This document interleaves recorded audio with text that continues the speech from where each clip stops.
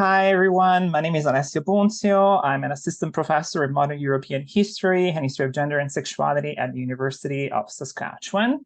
And this year, 2023, I'm working together with Miriam Bensley-Main to revamp 2S LGBTQIA plus History Month Canada. And October is 2S LGBTQIA History Month. And we're celebrating history. We're celebrating queer history. And I thought it was a very good idea to introduce to all of you Dr. Gabriella Romano.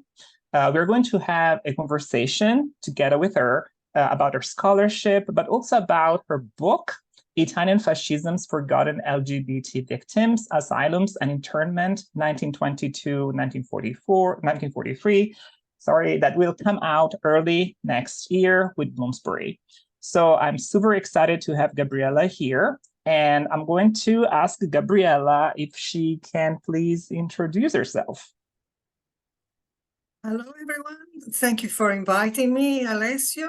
My name is Gabriella Romano, and as you said, I'm an independent researcher, and I am a documentary filmmaker. My background is in documentary filmmaking and work in television, and then I moved on to, as I was looking at LGBTQ history for my audiovisual work, I moved into research gradually.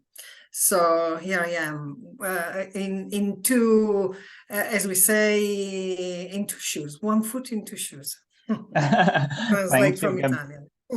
Thank you. And can you tell us what is the genesis of this amazing book and how it relates to other works of yours? The book looks at internment of LGBT people during the fascist regime, and I had already started looking at the subject for my MA research, where I concentrated on one case that I found in the asylum archives of Collegno near Turin.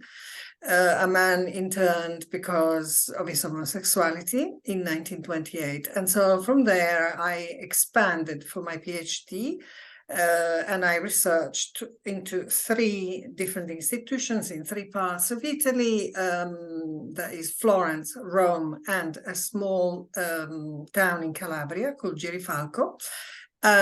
So it's a topic where there is no a study so far, the internment of LGBT people during the fascist regime, and therefore, it demands more attention. And how does it relate to other works of yours, like that's something you worked in the past? Are there relations with other, books you wrote, with something else that you produced before this monograph?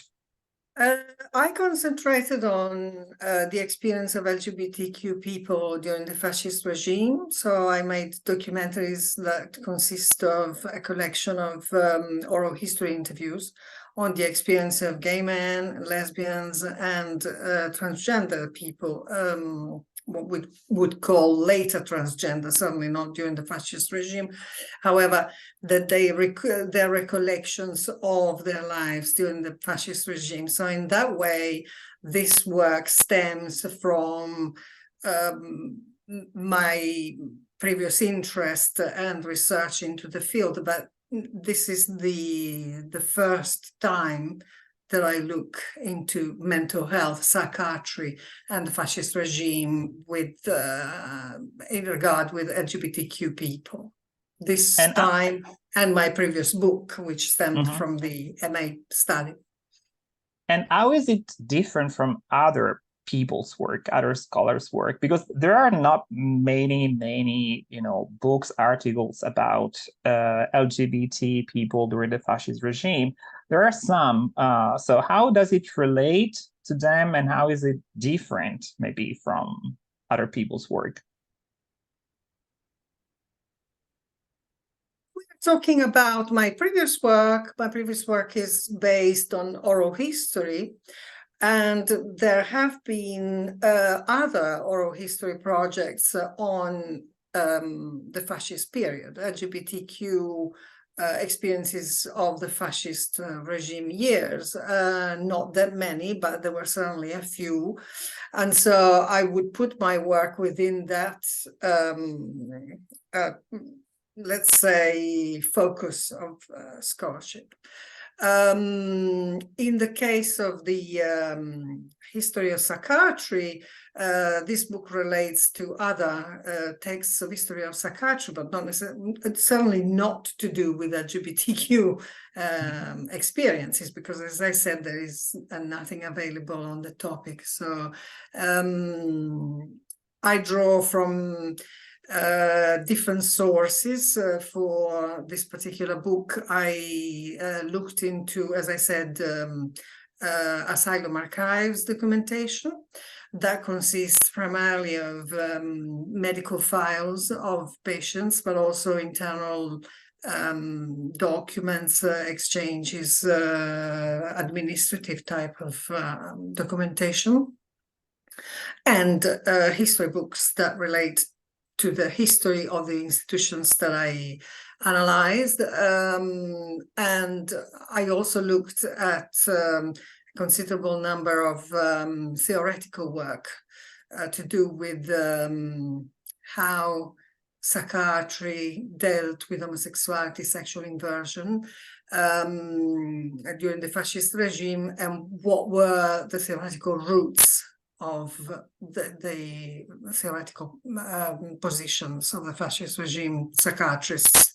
So there is a part of the study that is more theoretical, and a part of the study that is based on archive research, which is something that I have a lot of experience, because I have used archive research in my own documentary work, but also I worked as an archive researcher for many years for television when I worked for other people's documentaries and programs, current affairs or historical programs.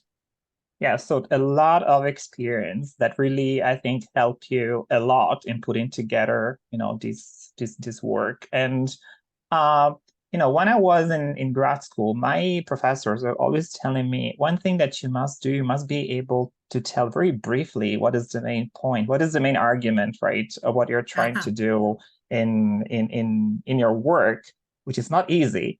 So I'm going to ask you, if you can tell us, what is the main argument of your book? What is the main point that, this monograph is trying to make? I make several points. One is that certainly when looking for LGBTQ people who were interned during the fascist regime, we must not look for a diagnosis that includes the word sexual inversion, homosexuality, and the like, because homosexuality was considered one of the many symptoms of degeneration of a psychic pathology, and therefore to look for something linked with those words would give no results. I considered the number of diagnoses, and I found a few cases of homosexuals interned, but I have to underline that I also ventured into other diagnostic categories to see what I could find. And I sample searched under other headings. And I have to say that I did find homosexuals also in the other headings, which proves that more studies are needed with different angles, different methodologies within on the specific subject. So one of the points I'm making is this one. Another point I'm making is that despite the fact that everybody has always thought that psychiatrists were particularly persecutory of homosexuals, I found clear indication that LGBTQ people were interned because they were referred either by the police, security forces, or authorities, or more frequently even by families. Psychiatrists gave an indication that they thought the internment was pointless in most cases for these people. And they actively tried to convince families to take these members of these relatives of theirs back home. So they were in favor of release. They often released these patients. And certainly this betrays expectations. So from that point of view, I think the outcome of my research will come as a bit of a surprise. Certainly there was a lot of pressure, and this is another point I make. There was a lot of pressure from the regime, increasing pressure. So homosexuals were also interned before the fascist regime, but as the regime intensified pressure, authorities and families responded to those pressures.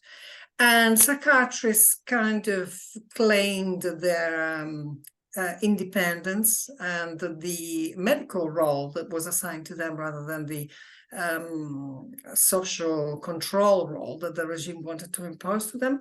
And so they tried to establish that they didn't want any interference, essentially, and they wanted to be considered doctors rather than prison wardens, and they insisted that the last word should be theirs. So that is one of the points I'm making. And, I think it's really hard to work with sources collected in asylums, because it's really hard also to get access to them, right? And as you were saying, it's really hard to understand what words should I use to search for my subject. And also, maybe archives are not as well organized as we hope. And in the Italian case, there is also a very strict privacy law that for sure limits the possibility of researchers to work on this type of topics. So given that you work on fascist regime, probably you are within, the years, and so you're allowed to look at specific material, but there is also a moment where we can't do it anymore. So at some point in time, like I think the 50s, 60s are like probably untouchable. But I would like to say, was it hard, to deal with this specific type of archives in terms of really going into the archives and having access to the sources you looked at? The situation varies enormously because some archives of ex-asylums are kept in the old asylum premises, while others are kept in state archives. And therefore, there are very different regulations, and bureaucracy to access the material varies enormously.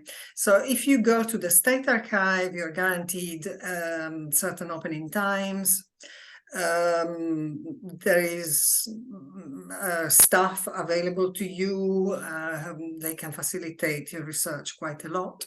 Often the material is not catalogued in a very detailed way. However, the archivists usually know how to direct you. And so that would be, let's say, one of the best situations. In ex-mental health institutions, the situation varies enormously. Like the archive in Rome is very well organized. They have a fantastic library. You can consult in a centrally heated place with electric lighting, etc., etc. You sit on a chair, etc. So, and there are opening times, although they're very underfunded, all of these institutions in Italy, and therefore staff is not always available, and sometimes you have to work around their timetable. Having said this, this is Rome. There are other situations where this doesn't happen. A lot depends on how you negotiate, and you're able to work with archivists, because archivists have an enormous amount of knowledge. They know the collections, and they can really make a difference. And I think this is essential. I think there is a project ongoing in Italy which will eventually make all these materials available online. Having said this, I am very skeptical of the online modality, in the sense that it's a great help, it's a great tool, but it's not sufficient, because sometimes, well, not all the materials can be digitalized, and so it's only by visiting the archive that you can really go in depth into your subject, and also interfacing with staff, you can really find things that you wouldn't have found. And I always make this example that my MA research, which became a book, which is entitled The Case of G, was possible because I decided to go to Collegno to meet the archivist in the ex-asylum in Collegno, and I asked him if he was aware of anybody being interned for homosexuality during the fascist regime, and of course he knew, because these people are in these immense archives, and they spend a considerable amount of their time just going through the papers and looking at things and sorting them out. And so he directed me completely. So experience in archive research is obviously very important, but it's also to do with several other skills. One is how you are able to work with somebody, and also passion for archive research, which I think I have. So for me, it's also something that I do. Even if I'm not working, I will go and visit an archive to talk to the archivist. So, the archivists become friends, useful friends, very useful friends. And you are, among other things, also a historian that deals a lot with oral history. So of course, for you, oral history matters. And I would like to ask you, what are the difficulties that a historian must face while using this type of sources? This is a complex question. It would require a lot of time to answer, and I'm trying to be concise. Oral history has a lot of problems, that carries a lot of problems with it. But I think when thinking about an oral history project, clearly one has to evaluate several aspects of it, and one of the main aspects is how suited one is to that particular project. So how suited you are to gather a certain recollection. You might not be the best person to solicit a certain story. And that's, I think, a crucial assessment that one has to make. People tell stories to people that they perceive understand them. That means that you don't necessarily have to be exactly identical to that person. In fact, a bit of distance always helps, because people are a bit afraid that you might judge them if you're too close to them. But you mustn't be too far away. So sometimes you think, well, when I started some of my oral history projects, when I collected interviews from gay men, older gay men, I asked myself, am I the right person? Should it be a man collecting these stories? And I actually found that they were happier to talk to me, because they would have felt judged by a younger gay man. They were more relaxed talking to a woman, I thought. So sometimes it's worth thinking about this. Oral history is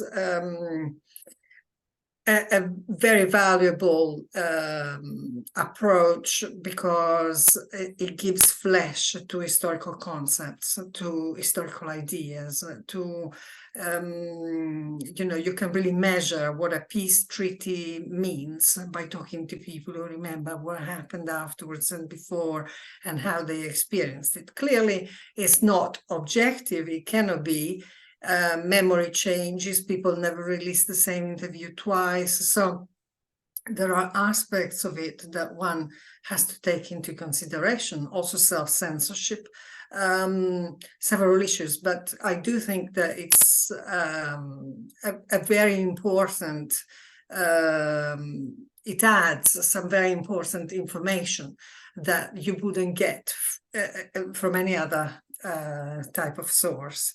So in giving flesh to what is a theoretical concept, in my opinion, is also very good for public engagement, to involve people in history. When I was at school, history consisted of a long list of dates, generals, battles, wars, alliances, and so on. And clearly that cannot be substituted, although it can be maybe approached in a more modern way, but that is one side of history. And the other side of history is what people experienced. What does war mean? What does, how do people go through history? That's what I think is important. In terms of LGBT history, it would be, it's an invaluable tool. It would be very essential to collect memories, because also what oral history does is that it documents what minorities experience particularly. So that is the precious additional element that history seldom looks at. Mm-hmm. No, absolutely. I think that, it's something we should think of more and more, and hopefully there are going to be more projects that really try to, collect and trying to record these ideas, these memories, these experiences. As you were saying, experiences are key. And it's very important to listen to the voices of these people and trying to understand how these people actually lived a specific, event, a specific moment. And so in your opinion, how does the future of queer Italian history look like? So what do you think? I think there is growing interest. The number of universities offering studies in this area is increasing in Italy and elsewhere. More and more things are published on the topic, so I am optimistic about it. When I started looking at the experience of LGBT people during the fascist regime, there was very little available. So an enormous amount of ground has been covered, but certainly there are still many gaps. The fascist period has started to be documented, is now partially documented, but still a lot of aspects will surface as we focus on it more, and other periods as well. Now, you mentioned the 50s. The 50s is really undocumented, and people who lived through the 50s are still alive. This is a generation that could still be reached by oral history projects, for instance. Also, archive documents slowly will become available, because it's 70 years are needed. After 70 years, you are allowed to consult documents, although you cannot reveal anything that identifies subjects when it's to do with sexuality in particular, even more than 70 years, but you can consult the documents and you can write about what you find, respecting privacy issues. So the 50s, I think, is the next moment that will have to be looked at. Yeah, and tell me about that, because I'm really interested in the 1950s, and in my work, tried really to look at that period between 1945 and 1976. In research that seems to be unknown sometimes, because it's really, we know a lot when gay liberation began, right? But between the mid-40s and the end of the 1960s, Italian history is to be completely discovered in terms of LGBT history. So much to do. And the 50s are an extremely exciting decade because we always have a perception that it was a conservative decade. It was not. There was so much going on. There was so much sex. There were so many parties and people having fun. There was a lot of also stigma, for sure. That was part of the game. But at the same time, we cannot deny that people were living their own lives, and we should try to understand what these people were actually doing, because they were doing a lot. And, Yes. you know, the 50s are undocumented, also from other points of view, not just the LGBT history. So there's a lot of work that needs to be done. And yes, oral history projects should start now. We shouldn't leave it too late, which is what happened with fascism. When we started oral history projects, people were the generation was already disappearing. They were either too old, their memories were fading out, many had died. So we should really think about it now. Yeah, This is the absolutely. moment. Yeah, absolutely. And are you already working on something? Because, you know, historians are done with something, they're already working on something else because it takes so long to publish a book. Of course, you're working on something, right? So what is your new research? I mean, are you working on something new? Can you tell us something about it? I am continuing my research in ex-mental health institutions archives. So I won a bursary from the Gerda Henkel Foundation, and I take the opportunity to thank them. And so I have investigated, I have carried out research into archives in Puglia. This was a project that was looking at archives in southern Italy. So not just from the point of view of LGBT issues, but from the point of view of pathologization of emotions, passions, and so on. And so also homosexuality, as it was pathologized during the regime. So I looked at Puglia, and the other two researchers who worked with me in a team looked at Sicily, Calabria, and Sardinia. So for the moment, I've concentrated on that. And as it is such a new type of research for the period, essentially, I feel there is a lot going, and therefore I am planning to remain on the subject for a while. Now that's good to know. And my final question is most of the time about covers, you know, the cover of your book, right? Because I don't know, I mean, I can't share with you right now, but is this like this very nice profile, and it looks almost like a statue, it seems to me, but I'm not sure if it's a picture, it's a person. So what is the origin of that cover, and what is the meaning of the cover? Okay, so I made a mistake with this image. I liked the idea very much, and I proposed it to the publisher, but I'm having very different feedback, so I'm hoping I haven't made a mistake. So the photograph is actually coming from one of the archives I consulted, and it's a man interned before the fascist regime, but who remained interned and was focus of close attention during the regime, also because of his sexuality.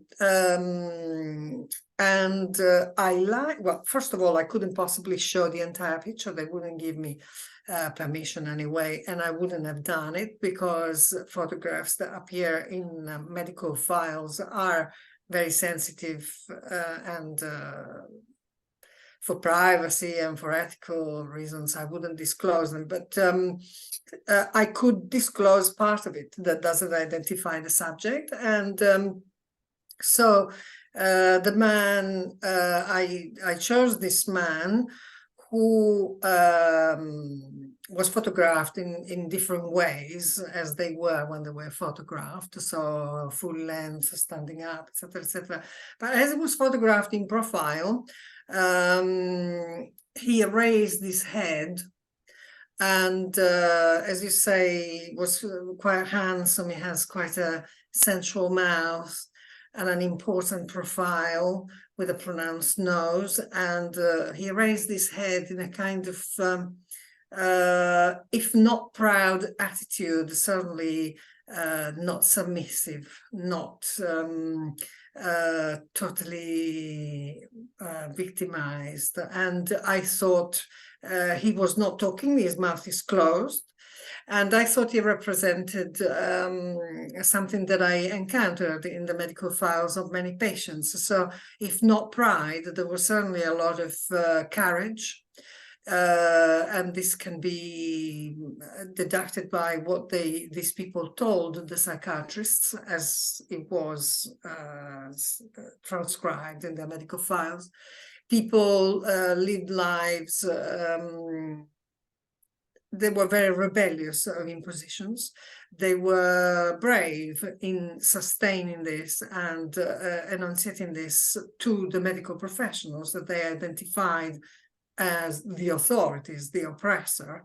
And I wanted the book cover to celebrate that.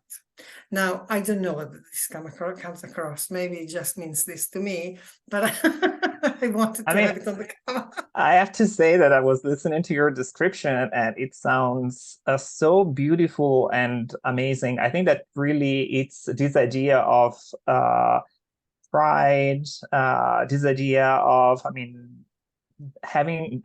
not having the possibility of talking somehow. So because the mouth, as you were saying, is closed, right?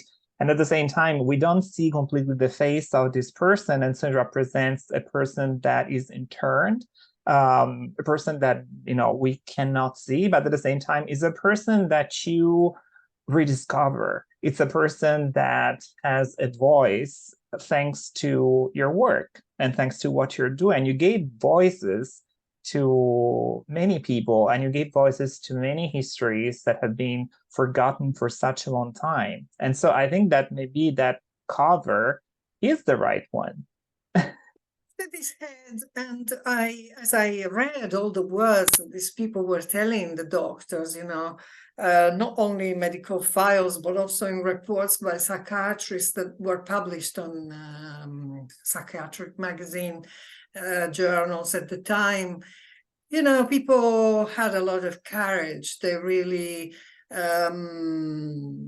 showed that they weren't, that they didn't repent, they didn't deny who they were, and they didn't hide who they were. And so there was a lot of courage, a lot of assertiveness, a lot of rebellion, and that I think needs underlining. I think it's a story that we don't know as such, and we haven't heard it, and I think it represents a part of LGBT lives under the regime, a considerable part. Maybe the psychiatric hospitals intercepted those who were most rebellious. However, there was a considerable amount of young women contested the impositions of the family during the regime. They often were interned because they didn't want to marry the man that their brothers chose, because they resented and criticized the imposed marriages. I did find them, and that means something. It has to be brought to light. Mm-hmm. Well, I thought it was my last question, the one before. I just have a small question for you, given that you now mentioned women, right? Because in the end, we know that the fascist regime was really more interested in somehow regulating effeminacy in men, right? And that was the main point of the regime. But at the same time, did you find women? Are we going to hear about women in your book? Are they going to play a role? Okay, I think what I found is the tip of the iceberg, first of all, and I should underline this.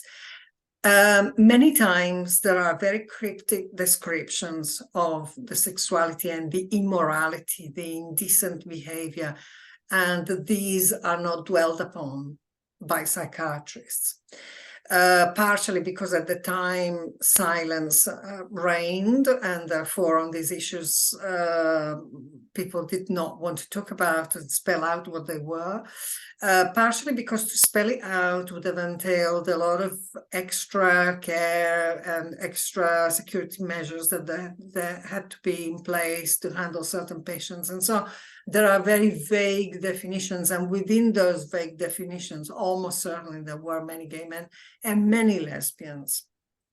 I found one case only, a woman in the Florence asylum, again, a very brave woman, young woman, who was bisexual and admitted it, and admitted liking alcohol and various other types of behavior that at the time would be demonized by authorities and by the medical professionals. And therefore, again, quite an astonishing case. But yes, the cases I found where lesbianism is spelled out, that's the only case. Bisexuality. Yeah. But, Gabriella, I really want to thank you for sharing with all of us, your knowledge, and also telling us about your book that we're all, I'm sure, looking forward to read. Again, it's going to be out probably around February 2024. But again, start thinking about buying it, start thinking about reading it, because I'm sure it's going to be an amazing, book about a very important history. So thank you, Gabriella, for this, chat with me. Thanks to you for inviting me and for the interview. And I hope it will be inspirational. We need more people to carry out research in this area. Thank you once again. Thank you so much. Thank you.